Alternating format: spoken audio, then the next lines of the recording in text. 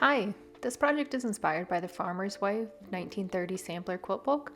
I will pick one block at random and document the process. I am still in the first year of quilting, so there's no expectation for perfection. I make mistakes and I try to learn from them, but I don't let it interfere with the fun I have quilting.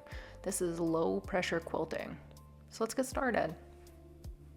I'm using an app called Spin the Wheel. I put 99 options in there and let's spin and see what we get. 76.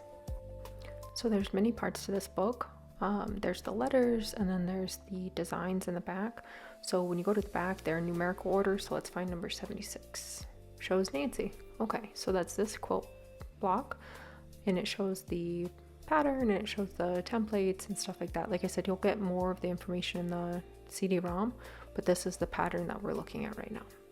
So it gives the option for both paper piecing and also templates if you want to cut it out. I love paper piecing though, so that's the route I'm going to go. So this is the pattern printed out. I'm going to go ahead and get it cut up and we can get started. This is a close-up of the block. I'm using some of this leftover fabric that I had from a quilt I just made a couple of days ago. I think it's going to go really well together. So I have this really pretty floral and this green that really complements it. And of course, with paper piecing, you always have your glue stick.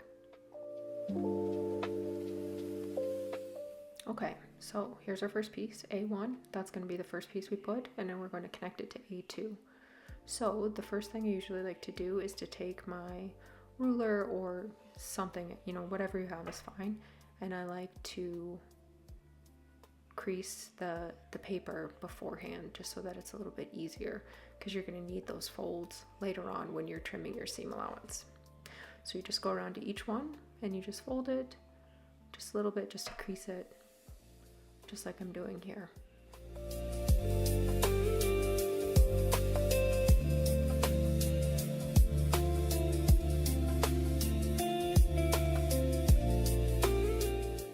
So also with paper piecing, you usually have an iron. I like this little one because it's a little bit easier than having to get up to a big iron each time. But again, use what you got. It all works the same. So now first thing we're going to do is A1. So we are going to attach our fabric with our glue stick because we're putting it on the backs.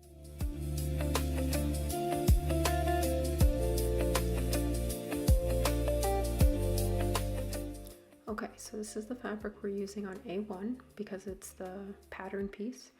I usually like to give myself a little bit of extra over the fold because you're going to need that for seam allowance, which I'll show you here in a second. This is kind of a big piece of fabric, so it's kind of tricky, but if you see there's the seam allowance I was talking about.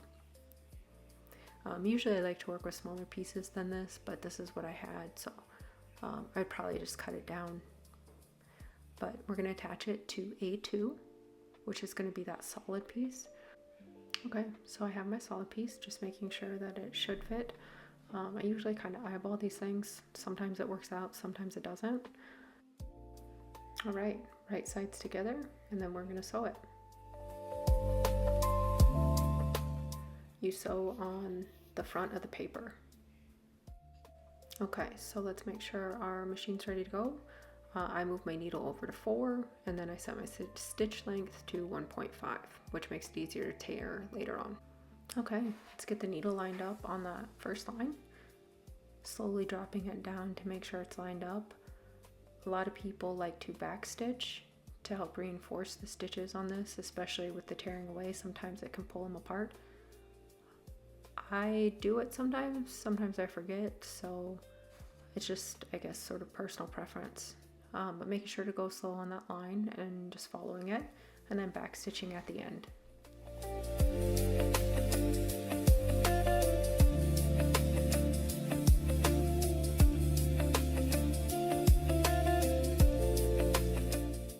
Okay, first line done. We got it stitched. Looks good. Folded it over, it fits, which is always good because we kind of eyeballed that. Now we're going to press it. I have my little pressing mat, my little iron, so that it's easy, just right in front of me. Now it does erase my pen, but that's okay. I have an idea of which one needs to be solid and which one needs to be pattern right now. So pressing it, and then we'll flip it over, and then we'll continue on. So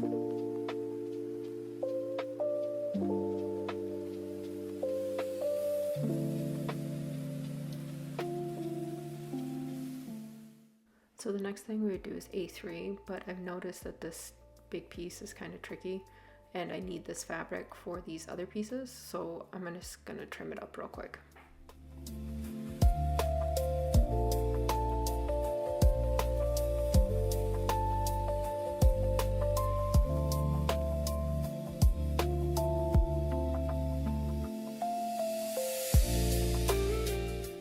Okay, so now for A3, we're going to take another piece of pattern fabric, and see I'm cutting just a easier piece to work with here.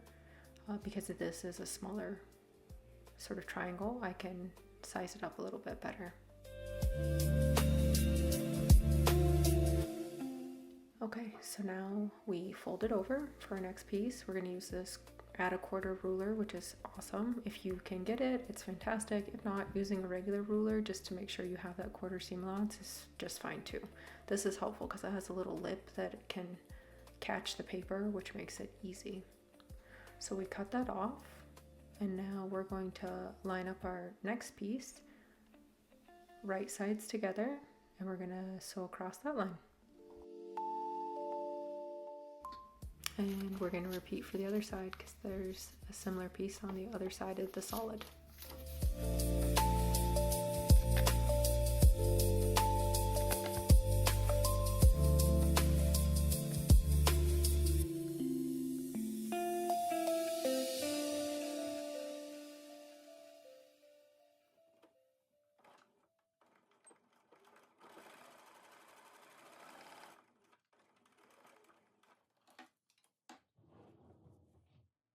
Once it's sewn, you're just going to press it open and then continue on with the remaining pieces.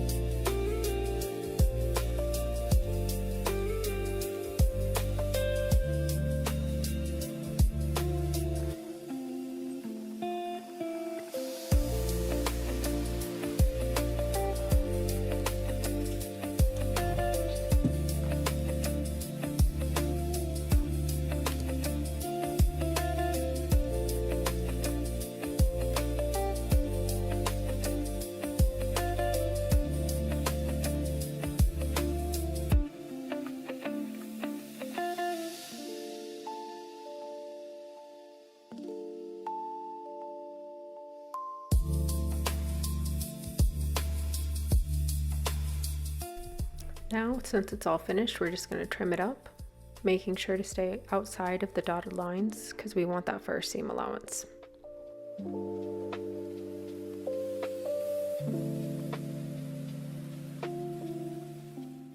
Okay, on to B. It's exactly the same steps as A.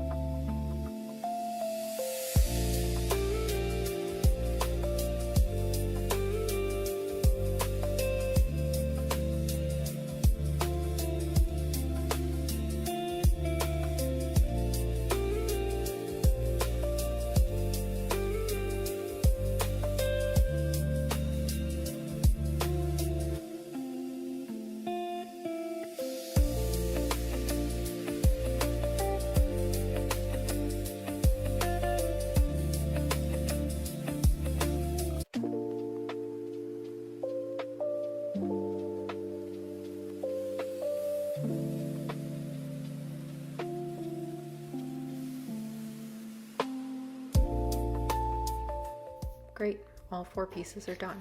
Now we can go back to the original instructions and look what is the piecing order. So we have D to C, and then A to DC, and then B to DC. So we'll start with D and C, and on the back you still have your numbers, so you can reference those to make sure you're sewing the 2 pieces in the correct order. This one luckily is pretty simple, but some of these can get really complicated depending on how intricate the design is. So D5 to C6, we're going to line it up and we're going to sew it.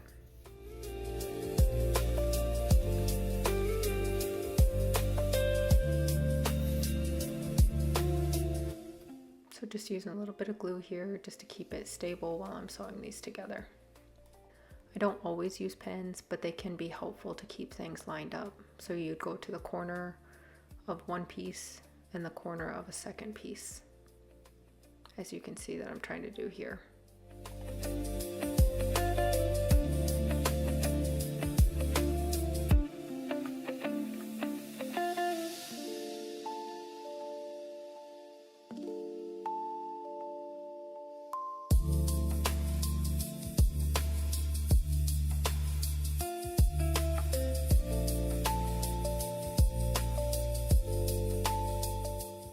Now we're going to attach A to C and D.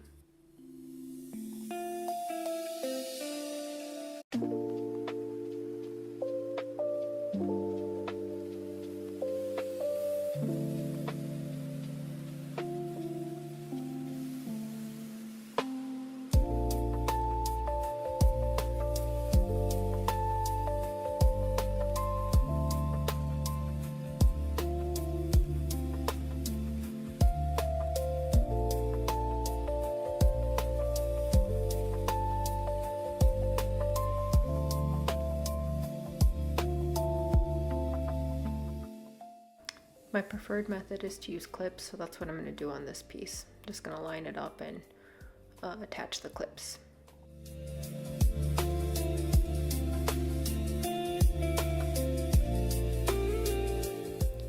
Awesome, we got the last piece attached. It is done. Now it's the fun part of ripping out all of these pieces of paper.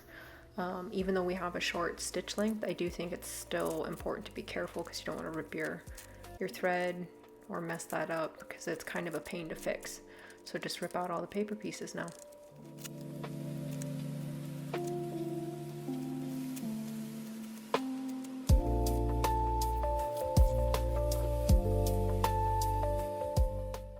Great, it's pressed, it looks awesome. Now we're just going to clip those little dog ears. If you stuck around this long, I really appreciate it. This is my first video ever, so I apologize if it's a little rough, if my voice is a little monotone. I'm realizing that now in post-edit. I will work on that for future videos. But again, I appreciate you watching this video and following along, and I can't wait to do more.